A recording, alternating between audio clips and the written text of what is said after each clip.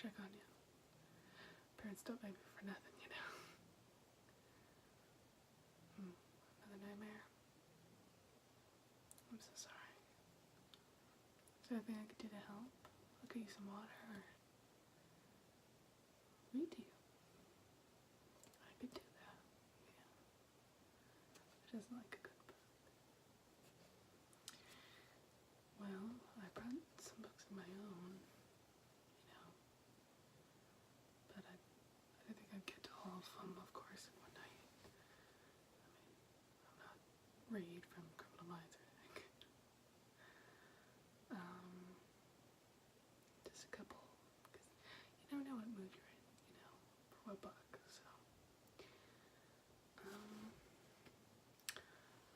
How about Les Miserables? Victor Hugo. 800 pages of rich content. No? How about the abridged version? I have that. No? Might be a little advanced for you. Yeah, okay. How about 10,000 Years of Art? That'll get you sleepy. You don't like art. You're more into science. Okay. Can't say I relate, but I respect. Here we go. The Stranger Beside Me, all about Ted Bundy knows your colors. That makes sense. Oh, how about East of Eden? Nice thick book full of allegorical content and all the straight white boys seem to love it at school, but I love it too. I don't blame. No? Also might be a little advanced.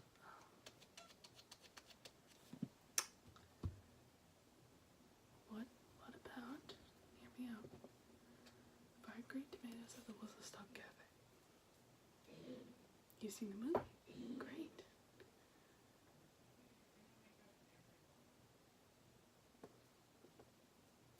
I have only seen the movie as well. Have you ever read the book? No? Alright, I'll read you the facts by Fanny Flagg. It says Flagg's new novel is The Wake Will Be Gone. I also have that book if you want. Of the South. It is folksy and fresh, endearing and affecting, filled with humor and drama, and has an ending that would fill with smiling tears at the Whistle Stop Lake, if only they had a lake, of course. It's the first story of two women in the 1980s, of grey-headed Mrs. Threadgood. Let's see if I'm gonna read to you. I should learn how to read probably.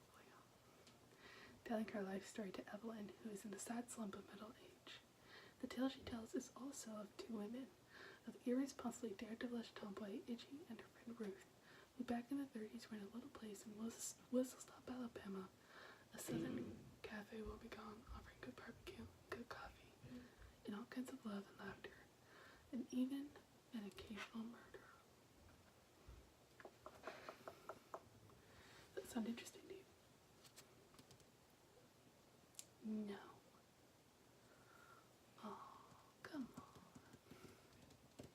Maybe. I only have one left. It is the Aeneid of Virgil, so I don't think it. Yeah, no. Okay. This one? Yeah. Okay. Sounds good. I've never read it, but I'm very excited to. So on the first page, there's just a little quote. Said, I may be sitting here at the Rose Terrace nursing home, but in my mind, I'm over at the Whistle Stop Cafe having a plate of fried green tomatoes. You know, I heard there is an actual place where this takes place, because obviously this is fiction, but they opened up a place there in honor of this book and the movie, and they actually serve fried green tomatoes, which I've heard is actually pretty good. Alright. Interesting. Here it says, at the top,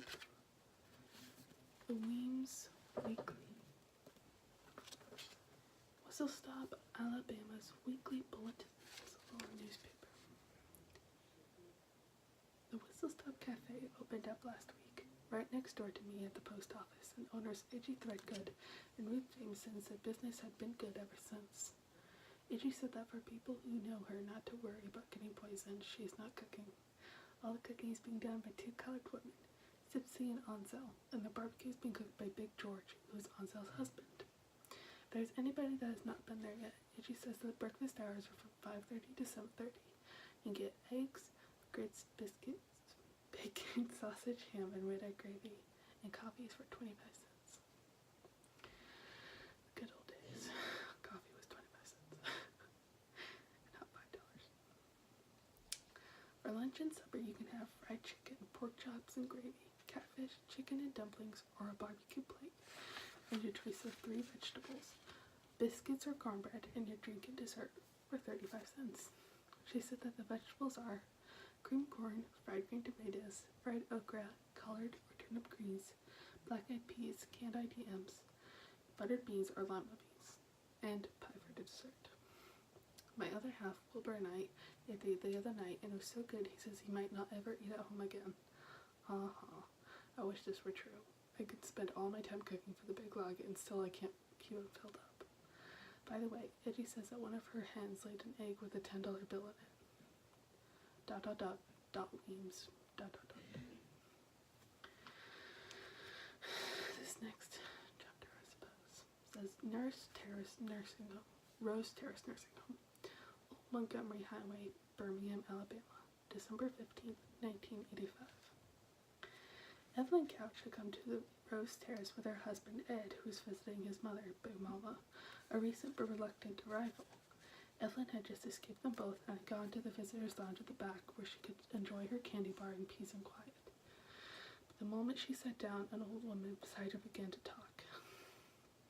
Now you asked me the year somebody got married, who they married, or what the bride's mother wore, and 9 times out of 10 I can tell you. But for the life of me, I can't tell you when it was I got to be so old. It just sort of slipped up on me. The first time I noticed it was June of this year when I was in the hospital for my gallbladder, which I still have, or maybe I threw it out by now, who knows. That heavyset nurse had just given me another one of those fleet enemas they're so fond of over there when I noticed what they had on my arm. It was a white band that said Mrs. Cleo Threadgood, an 86-year-old woman.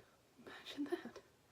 When I got back home, I told my friend Mrs. Otis, I guess the only thing left to do for us is to sit around and get ready to croak. She said she preferred the term pass over to the other side.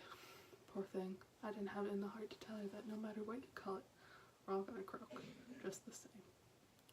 It's funny, when you're a child, you think time will never go by, but when you hit about 20, time passes up like you're on the fast train to Memphis. I guess life just slips on and everybody. It sure did on me. One day I was a little girl, and the next I was a grown woman with bosoms and hair on my... I missed the whole thing. But then I never was too smart in school or otherwise. Mrs. Otis and I are from Whistle Stop, a little town about 10 miles from here, out by the railroad yards. She's lived down the street from me for the past 30 years or so, and after her husband died, her son and daughter-in-law had a fit for her to come and live at the nursing home, and they asked me to come with her. I told them I'd stay with her for a while. She doesn't know it yet, but I'm going back home just as soon as she gets settled and good. It's not too bad out here. The other day we all got Christmas corsages to wear on our coats. Mine had little shiny red Christmas balls on it, and Mrs. Otis had Santa Claus face on hers. But I decided to give it my kitty, though. They won't let you have one in here, and I miss her. I've always had a kitty or two my whole life. I gave her to that little girl next door, the one who's been watering my geraniums. I've got me 4 cement pots on the front porch just full of geraniums. My friend Mrs. Otis is only 78 and real sweet, but she's kind of a nervous person. I had my gallstones in a mason jar by my bed, and she made me hide them, so it made her depressed. Miss Otis is just a little bit something, but as you see, I'm a big woman, big bones and all. But I never drove a car. I've been stranded most of my life, always too close to home. Always had to wait for somebody to come and carry me to the store, to the doctor, or down to the church. Years ago, I used to be able to take a trolley to Birmingham, but they stopped running a long time ago.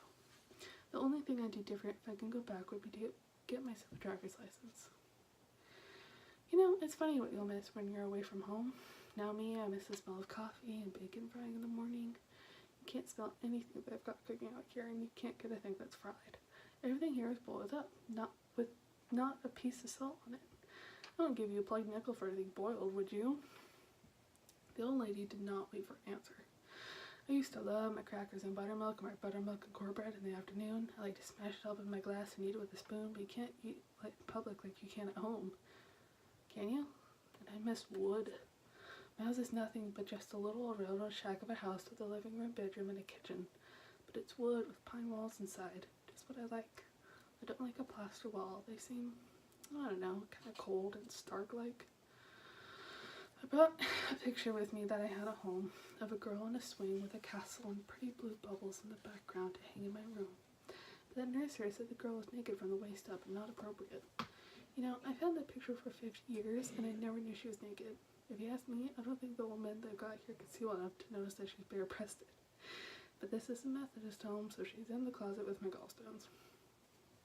I'll be glad to get them home. Of course, my house is a mess. I haven't been able to sweep for a while. I went out and threw my broom at some old noisy blue jays that were fighting, and once you know it, my broom got stuck up there in the tree. I've got to get someone to get it down for me when I get back. Anyway, the other night, when Miss Soda's son took us home for the Christmas tea they had at church, he drove us over the railroad tracks out where the cafe used to be, and up on First Street, right past the old Threadgood place. Well, of course, most of the house is all boarded up and falling down now, but when we came down the street, the headlights hit the windows in such a way that just for a minute, that house looked to me just like I had for so many of those nights, some 70 years ago, all lit up and full of fun and noise.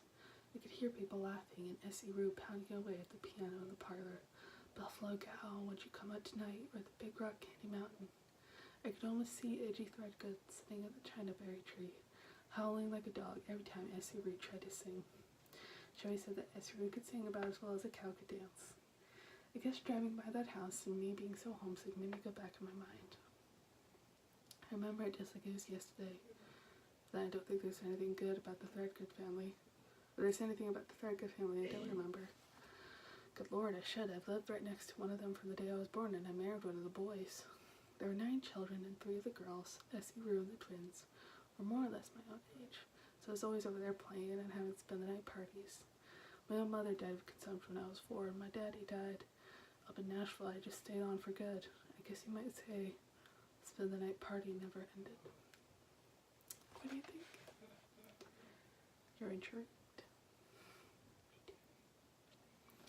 So once again, it's at the Weems Weekly Top.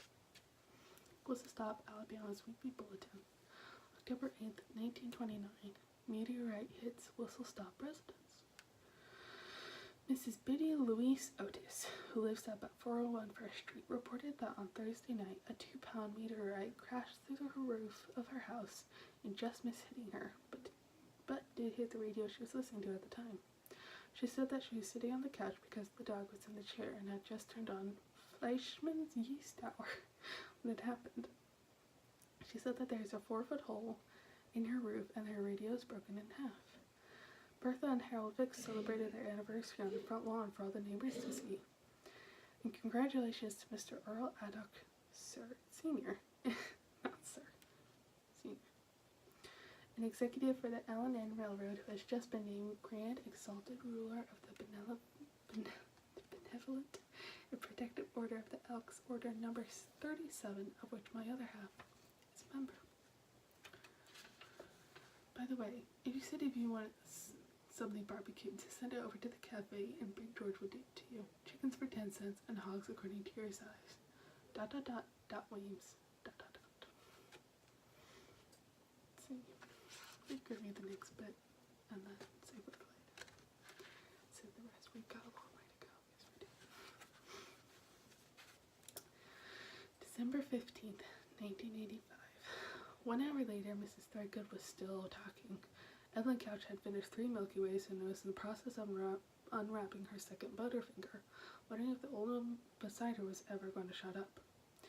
You know, it's a shame the Threadgood house has fallen into such disrepair. So much happened there, so many babies born, we had so many happy times. It's a great 2-big-story white frame house with a big front porch that wrapped all the way around to the side. And all the bedrooms had rose-patterned wallpaper that looked so pretty when the lamps were turned on at night. The railroad tracks ran right across the backyard, and on summer nights that yard would be full of lightning bugs and the smell of honeysuckle that grew wild right alongside the tracks.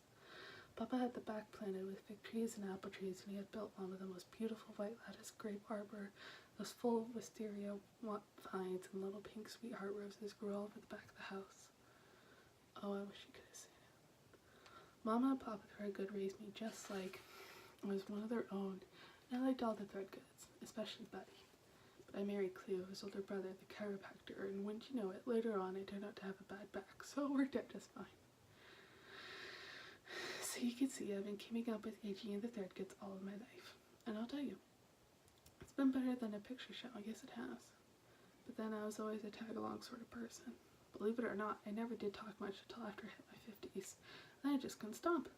One time Cleve said to me, "Ninny," my name is Virginia, but they call me Ninny. He said, "Ninny, all I hear is Iggy said this and Iggy said that." He said, "Don't you have anything better to do than hang around that cafe all day?" But long and hard, I said, "No, I don't." Not to downgrade Cleo in any way, but it was the truth. I buried Cleo 31 years ago last February, and I often wonder if I hurt his feelings when I said that. But I don't think so, because after all was said and done, he loved Iggy as much as the rest of us, and always got a good laugh out of some of her doings. She was his baby sister and a real cut-up. She and Ruth owned the Whistle Stop Cafe. Iggy used to do all kind of crazy harebrained things just to get you to laugh. She put poker chips in the collection basket at the Baptist church once. She's a character, alright, but anybody ever could have thought that she killed that man is beyond me. For the first time, Evelyn stopped eating and glanced over at the rather sweet-looking old lady in the faded blue flower print dress with the silver-gray finger waves who didn't miss a beat. Some people thought it started the day she met Ruth, but I think it started at Sunday dinner, April the 1st, 1919, the same year Leona married John Justice. I could tell you it was April the 1st because Iggy came to the dinner table that day and showed everybody this little white box she had with a human finger inside of it, resting on a piece of cotton. She claimed she found it out in the backyard, but it turned out to be her own finger she had poked through a hole in the bottom of the box. April Fools. Everybody thought it was funny except Leona. She was the oldest and the prettiest sister, and Papa Threadgood spoiled her rotten. Everybody did, I guess. Iggy was about 10 or 11 at the time, and she had on a brand new white organdy dress that we'd all told her how pretty she looked in.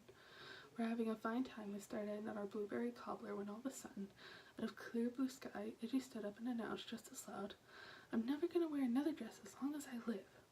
And with that, honey, she marched upstairs, put on a pair of Buddy's old pants and shirt.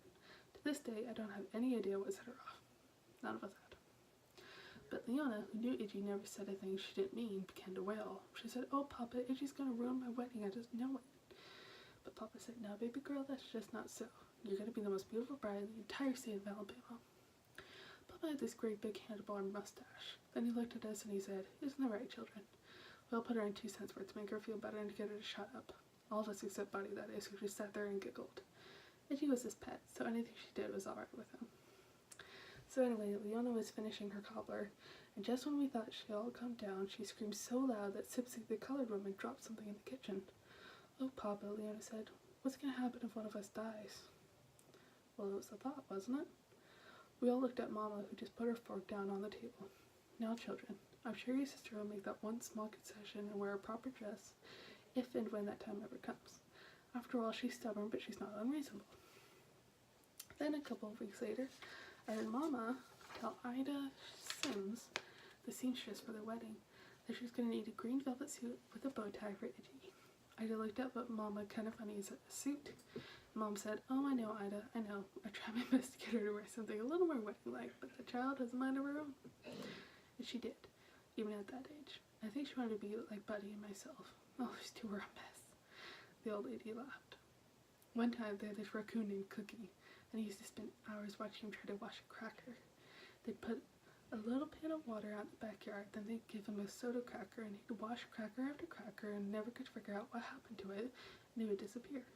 Each time he looked at his little empty hands and got so surprised. Never did figure out where his cracker was going.